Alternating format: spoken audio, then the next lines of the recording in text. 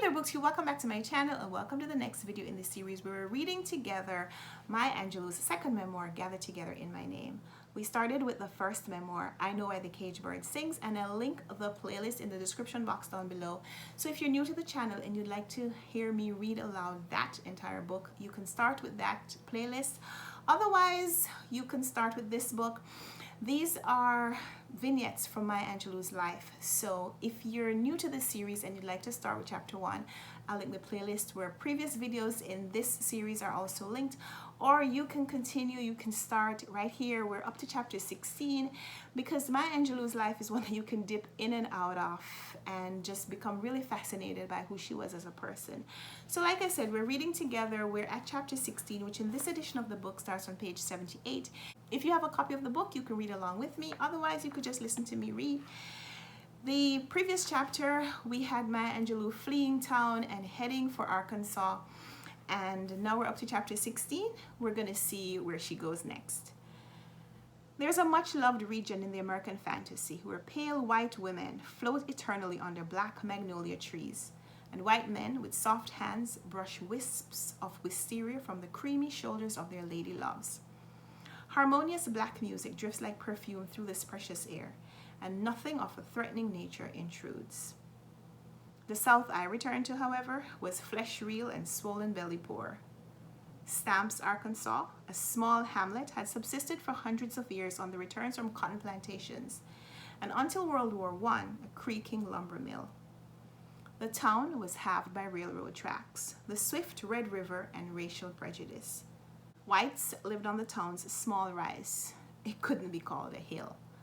While blacks lived in what had been known since slavery as the quarters.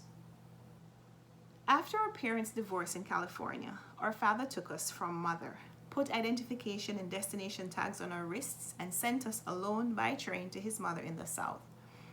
I was 3 and my brother 4 when we first arrived in Stamps. Grandmother Henderson accepted us, asked God for help, then set about raising us in his way. She had established a country store around the turn of the century, and we spent the Depression years minding the store, learning Bible verses and church songs, and receiving her undemonstrative love. We lived a good life. We had some food, some laughter, and Mama's quiet strength to lean against. During World War II, the armed services drew the town's youth, black and white, and Northern war plans lured the remaining hale and hardy. Few, if any, blacks or poor whites returned to claim their heritage of terror and poverty. Old men and women and young children stayed behind to tend the gardens, the one paved block of stores, and the long-accepted way of life.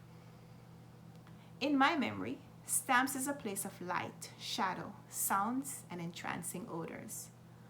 The earth smell was pungent, spiced with the odor of cattle manure, the yellowish acid of the ponds and rivers, the deep pots of greens and beans cooking for hours with smoked or cured pork. Flowers added their heavy aroma. And above all, the atmosphere was pressed down with the smell of old fears and hates and guilt. On this hot and moist landscape, passions clanged with the ferocity of armored knights colliding. Until I moved to California at 13, I had known the town, and there had been no need to examine it. I took its being for granted, and now, 5 years later, I was returning, expecting to find the shield of anonymity I had known as a child. Along with other black children in small southern villages, I had accepted the total polarization of the races as a psychological comfort. Whites existed, as no one denied, but they were not present in my everyday life. In fact, months often passed in my childhood when I only caught sight of the thin, hungry poor white trash, sharecroppers, who lived sadder and meaner lives than the blacks I knew. I had no idea that I had outgrown childhood's protection until I arrived back in Stamps. Mama took my son in one arm and folded the other around me. She held us for one sweet, crushing moment. Praise God Almighty, you're home safe. She was already moving away to keep her crying private. Turned into a little lady, sure did. My Uncle Willie examined me with his quiet eyes and reached for the baby. Let's see what you've got there. He had been crippled in early childhood, and his affliction was never mentioned. The right side of his body had undergone severe paralysis, but his left arm and hand were huge and powerful. I laid the baby in the bend of his good arm. "Hello, baby. Hello. Ain't he sweet?" The words slurred over his tongue and out of the numb lips. "Here, take him." His healthy muscles were too strong for a year-old wriggler. Mama called from the kitchen. "Sister, I made you a little something to eat." We were in the store. I had grown up in its stronghold. Just seeing the shelves loaded with weenie sausages and brown plug chewing tobacco, salmon and mackerel and sardines all in their old places, softened my heart, and tears stood at the ready just behind my lids.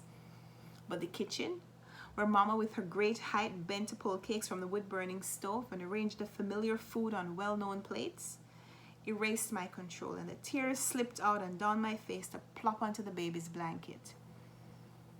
The hills of San Francisco, the palm trees of San Diego, prostitution and lesbians, and the throat hurting of Curly's departure disappeared into a never-could-have-happened land.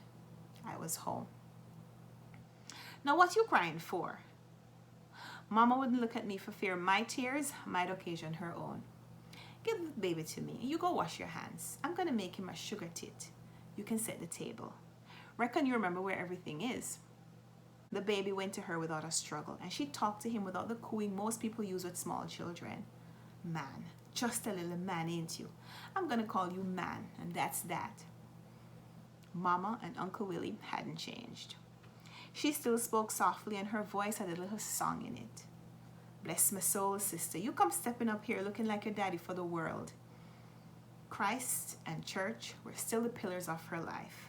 "The Lord my God is a rock in a weary land. He's a great God, brought you home all in one piece. Praise his name." She was, as ever, the matriarch. "I never did want you children to go to California. Too fast, that life up yonder. But then, you all's their children, and I didn't want nothing to happen to you while you're in my care. Jew was getting a little too big for his britches." 5 years before, my brother had seen the body of a black man pulled from the river. The cause of death had not been broadcast, but Bailey, Jew was short for Junior, had seen that the man's genitals had been cut away. The shock caused him to ask questions that were dangerous for a black boy in 1940 Arkansas. Mama decided we'd both be better off in California, where lynchings were unheard of and a bright young Negro boy could go places, and even his sister might find a niche for herself. Despite the sarcastic remarks of Northerners who don't know the region, read Easterners, Westerners, Northeasterners, Northwesterners, and Midwesterners, the South of the United States can be so impellingly beautiful that sophisticated creature comforts diminish in importance. For 4 days, I waited on the curious in the store and let them look me over. I was that rarity, a stamps girl who had gone to the fabled California and returned. I could be forgiven for a few sedidity years. In fact, a pretension to worldliness was expected of me, and I was too happy to disappoint. When Mama wasn't around, I stood with one hand on my hip and my head cocked to one side and spoke of the wonders of the West and the joy of being free. Any listener could have asked me, if things were so grand in San Francisco, what had brought me back to a dusty moat of Arkansas? No one asked, because they all needed to believe that a land existed somewhere, even beyond the Northern Star, where Negroes were treated as people and whites were not the all-powerful ogres of their experience. For the first time, the farmers acknowledged my maturity. They didn't order me back and forth along the shelves, but found subtler ways to make their wants known. "You all have any long grain rice, sister?"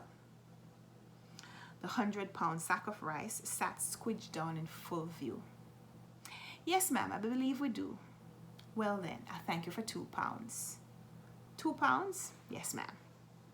I had seen the formality of black adult equals all my youth, but had never considered that a time would come when I too could participate. The customs are as formalized as an 18th century minuet, and a child at the race's knee learns the moves and twirls by osmosis and observation. Values among Southern rural blacks are not quite the same as those existing elsewhere. Age has more worth than wealth, and religious piety more value than beauty. There were no sly looks over my fatherless child. No cutting insinuations kept me shut away from the community. Knowing how closely my grandmother's friends hewed to the Bible, I was surprised not to be asked to confess my evil ways and repent. Instead, I was seen in the sad light which had been shared and was to be shared by black girls in every state in the country. I was young, yes. Unmarried, yes. But I was a mother, and that placed me nearer to the people. I was flattered to receive such acceptance from my betters, seniors, and strove mightily to show myself worthy. Mama and Uncle Willie noted my inclusion into the adult stratum, and on my 4th day, they put up no resistance when I said I was going for a night on the town. Since they knew stamps, they knew that any carousing I chose to do would be severely limited. There was only one joint, and the owner was a friend of theirs. Age and travel had certainly broadened me, and obviously made me more attractive. A few girls and boys with whom I'd had only generalities in common all my life asked me along for an evening at Willie Williams' Cafe. The girls were going off soon to Arkansas Mechanical and Technical College to study home economics, and the boys would be leaving for Tuskegee Institute in Alabama to learn how to farm. Although I had no education, my California past and having a baby made me equal to an evening with them. When my escorts walked into the darkened store, Mama came from the kitchen, still wearing her apron, and joined Uncle Willie behind the counter. "Evening, Mrs. Henderson. Evening, Mr. Willie." "Good evening, children." Mama gathered herself into immobility. Uncle Willie leaned against the wall. "Evening, Philomena and Harriet and Johnny Boy and Louie. How are you all this evening?" Just by placing their big still bodies in the store at that precise time, my grandmother and uncle were saying, "Be good. Be very, very good. Somebody is watching you." We squirmed and grinned and understood. The music reached out for us when we approached the halfway point. A dark, throbbing bass line wonked on the air lanes and our bodies moved to tempo. The steel guitar urged the singer to complain. "Well, I ain't got no special reason here. No, I ain't got no special reason here. I'm going to leave because I don't feel welcome here." The Dewdrop Inn Cafe was a dark square outline, and on its wooden exterior, tin posters of grinning white women divinely suggested Coca-Cola, RC Cola, and Dr. Pepper for complete happiness. Inside the one-room building, blue bulbs hung down precariously close to dancing couples, and the air moved heavily like stagnant water. Our entrance was noted, but no one came rushing over to welcome me or ask questions. That would come, I knew, but certain formalities had first to be observed. We all ordered Coca-Cola, and a pint bottle of sloe gin appeared by magic. The music entered my body and raced along my veins with a third syrupy drink. Hooray! I was having a good time. I had never had the chance to learn the delicate art of flirtation, so now I mimicked the other girls at the table, fluttering one hand over my mouth while laughing as hard as I could. The other hand waved somewhere up and to my left as if I and it had nothing to do with each other. "Marguerite?" I looked around the table and was surprised that everyone was gone. I had no idea how long I had sat there laughing and smirking behind my hand. I decided they had joined the dancing throng and looked up to search for my, by now, close but missing friends. "Marguerite." Elsie Smith's face hung above me like the head of a bodiless brown ghost.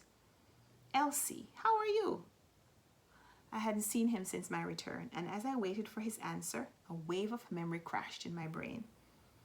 He was the boy who had lived on the hill behind the school, who rode his own horse and at 15 picked as much cotton as the grown men. Despite his good looks, he was never popular. He didn't talk unless forced. His mother had died when he was a baby, and his father drank moonshine even during the week. The girls said he was womanish, and the boys said he was funny that way. I commenced to giggle and flutter, and he took my hand. "Come on, let's dance." I agreed and caught the edge of the table to stand.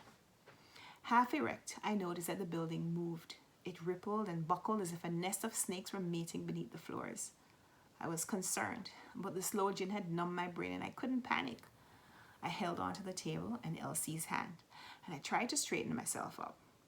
Sit down, I'll be right back. He took his hand away and I plopped back into the chair. Sometime later, he was back with a glass of water. Come on, get up. His voice was raspy, like old corn shucks. I set my intention on getting up and pressed against the iron which had settled in my thighs. We're going to dance? My words were thick and cumbersome and didn't want to leave my mouth. Come on. He gave me his hand and I stumbled up and against him and he guided me to the door. Outside, the air was only a little darker and a little cooler, but it cleared one corner of my brain. We were walking in the moist dirt along the pond and the cafe was again a distant outline. With soberness came a concern for my virtue. Maybe he wasn't what they said. What are you going to do? I stopped and faced him, readying myself for his appeal. It's not me, it's you. You're going to throw up. He spoke slowly. You're going to put your finger down your throat and tickle, then you can puke. With his intentions clear, I regained my poise. But I don't want to throw up. I'm not in the least. He closed the hand on my shoulder and shook me a little.